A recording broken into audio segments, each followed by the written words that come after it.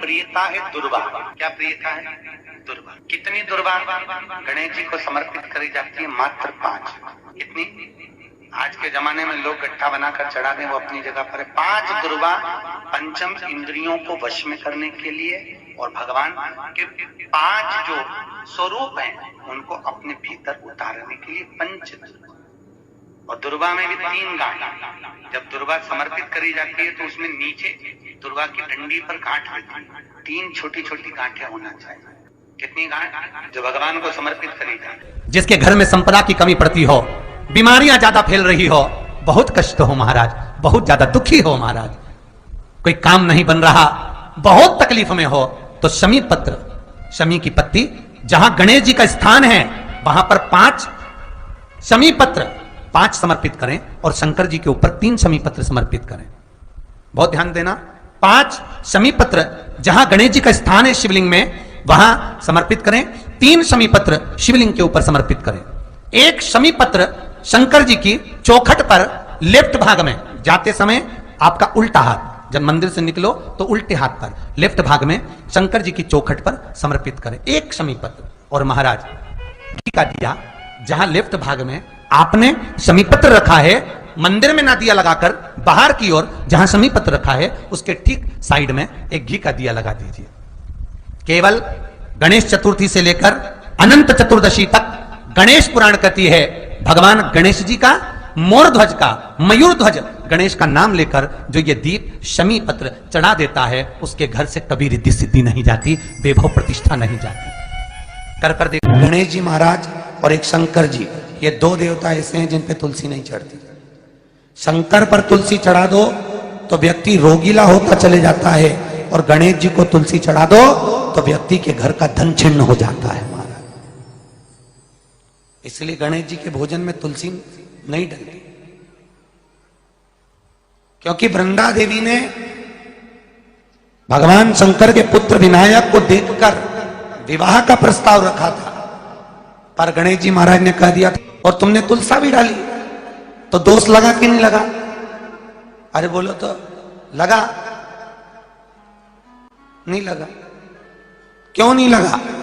अगर थाली को अंदर से लेकर आए, पुष्टि मार्ग का नियम, जब ठाकुर जी के सामने 56 भोग, कुनवाड़ा, अन्नकूट लग जाता है,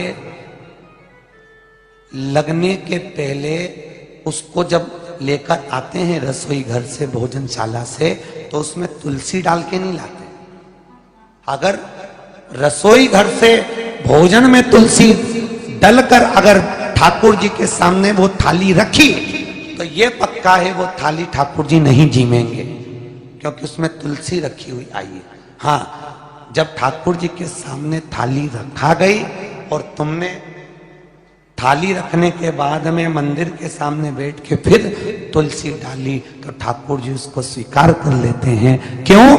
क्योंकि 33 करोड़ देवी देवता एक जगह पर विराजमान हैं। जब हम थाली रखते हैं प्रथम देव उस भाग को ग्रहण कर ले। जब तक तुलसी डालते हैं प्रथम देव अपनी दृष्टि हटा लेते हैं। समय होता है, एक टाइम होता है, एक पल होता है, एक घड़ी होती है कि गणेश जी महाराज हमारे घर में आ गए।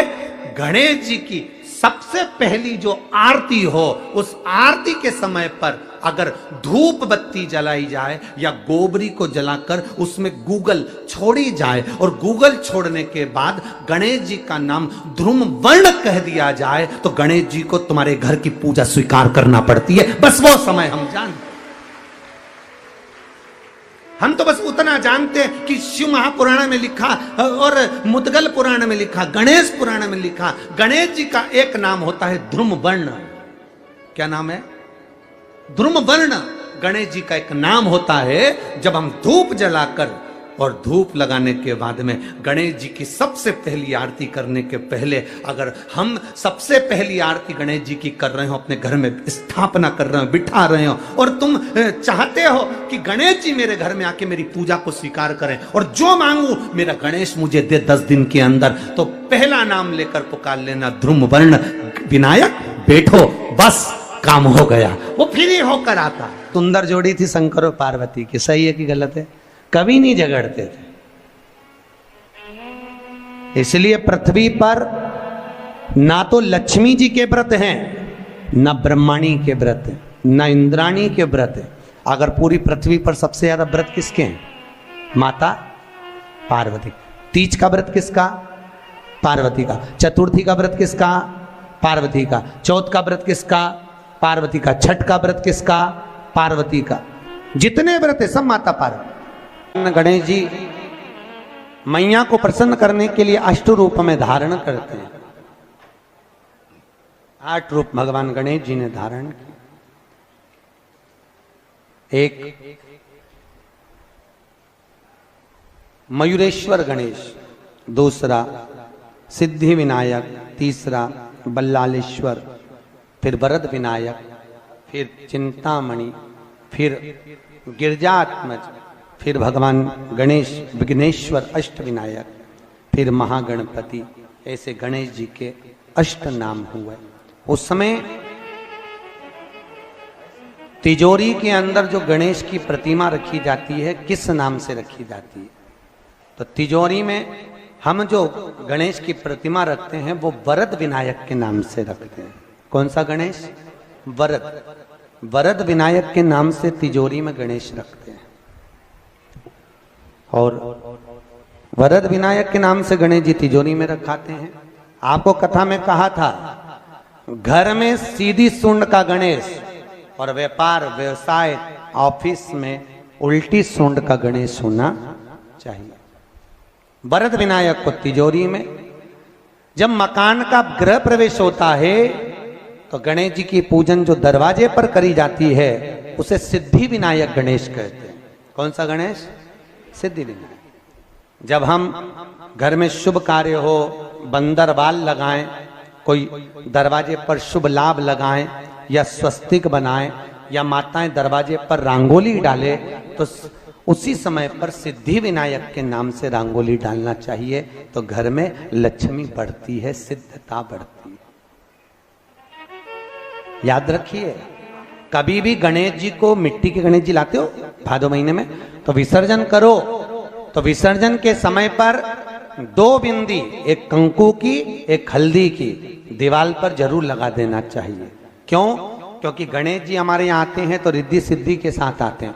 पर जब गणेश जी जाते हैं, अगर हम बिंदी नहीं लगाते हैं तो गणेश जी अपनी रिद्धि सिद्धि को साथ में लेकर चले जाते हैं। पति के साथ पत्नी वापिस चली जाती है। जब हम बिंदी लगाते हैं तो उसका मतलब होता है कि हमारे घर की बहू हमारे घर में रहे, बेटा भले भ्रमण के लिए जाए। तो गणेश जी जाते हैं, रिद्धि सिद्धि घर में रह जाती है। इसलिए रिद्धि सिद्धि को घर में रखने के लिए 2 बिंदी लगाना चाहिए, एक कुंकू की, एक हल्दी।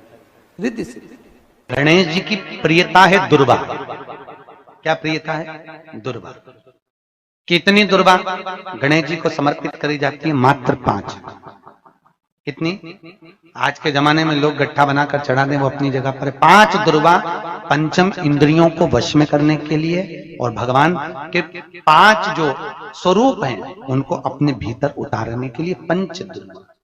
और दुर्वा में भी 3 गांठ। जब दुर्वा समर्पित करी जाती है तो उसमें नीचे दुर्वा की डंडी पर गांठ रहती है, 3 छोटी छोटी गांठें होना चाहिए। चतुर्थी का जो व्रत करने वाली होती हैं, जो चतुर्थी का पूजन करने वाली होती हैं, उनके भीतर का एक भाव होता है कि जैसे ही शाम का समय आए चंद्रदेव का पूजन करें। चंद्र जब प्रकट हो जाए, कलश भर लिया, उसके नीचे आखा दाना रख दिया, चावल गेहूं जो भी आप रखते हो पूजन के लिए, ऊपर पात्र आदि रख दिया, जलाशय, फिर अपन ने घी का दिया लगाकर पूजन भी कर ली। तो जो चतुर्थी का पूजन करने वाली होती है, जो चतुर्थी का नियम व्रत धारण करने वाली होती हैं, बड़ी बड़ी चतुर्थियां करती हैं या उसका नियम धारण करती हैं, तो चतुर्थी का जो पूजन करती है वो किस चीज के लिए होता है? केवल संतान, पुत्र, परिवार, हमारा कुटुंब, हम जिस कुल में हैं, हमारा कुल वैभव की ओर बढ़े, संपदा की ओर बढ़े और उसकी आयु बढ़े,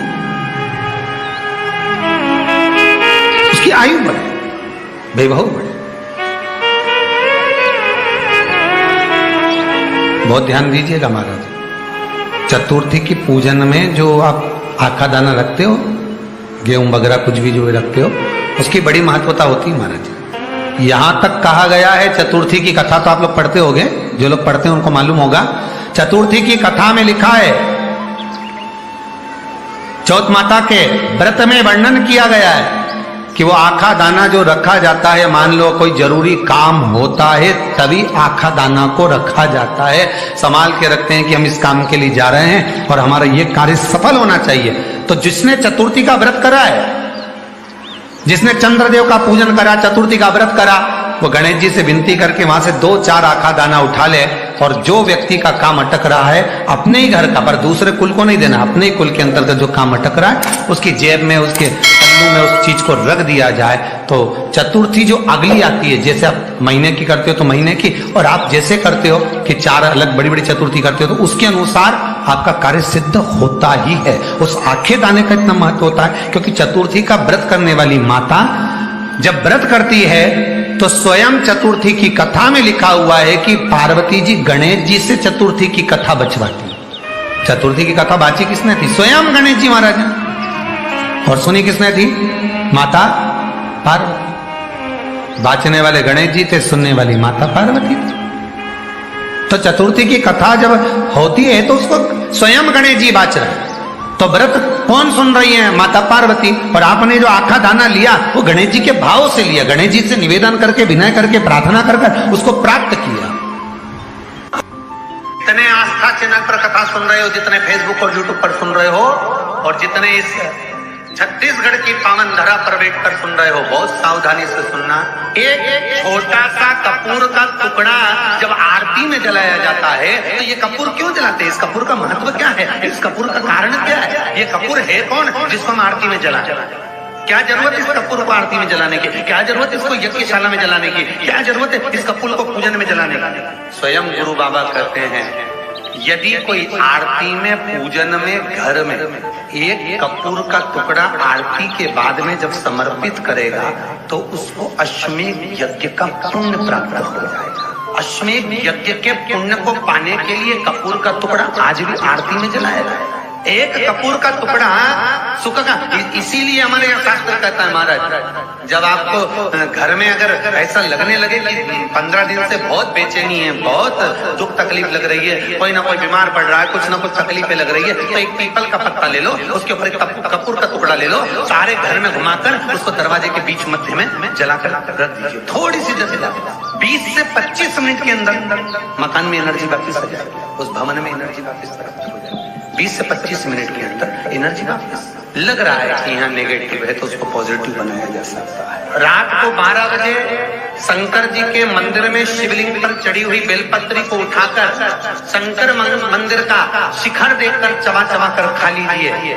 आपके पांव के घुटने बदलने की जरूरत नहीं पड़ेगी, ऑपरेशन की जरूरत नहीं। पेटता, अलमस्तता। इस संवाद के अंतर्गत ये जो संवाद आया है, श्री गणेश जी महाराज ने श्री शैलम पर, कार्तिकेय महाराज की पावन धरा पर, मल्लिकार्जुन की पावन धरा पर, श्री शैलम में 3 प्रश्न श्री गणेश जी महाराज ने करे और वो गणेश जी के 3 प्रश्न आपको भी ज्ञात होना चाहिए। पहला प्रश्न गणेश जी महाराज ने अपनी माता से कहा, माँ, मृत्यु लोक के अंतर्गत इस भूमि पर जन्म लेने के बाद में अगर व्यक्ति को वृद्ध अवस्था का सामना न करना पड़े तो उसके लिए क्या करना चाहिए? सुन लेना जवान भाई, जितने भी बेटा बेटी बैठे हैं और जितने आस्था चैनल पर, फेसबुक, यूट्यूब पर सुन रहे हैं, बड़े ध्यान से सुन लेना कि मान लो कि हमें वृद्ध अवस्था देखना ही ना पड़े,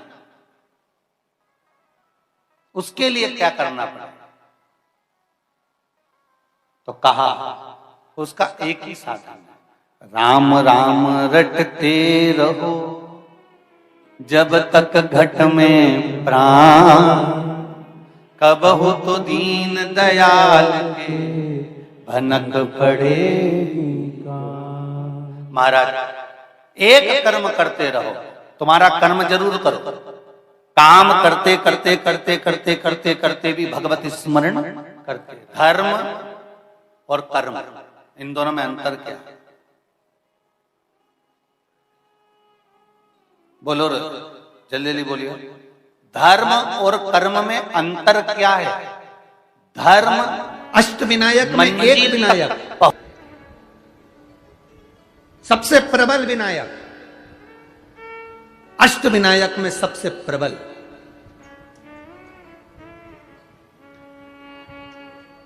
जहां के वृक्ष भी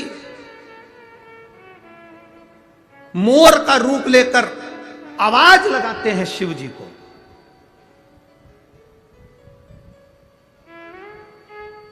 जहां की नदी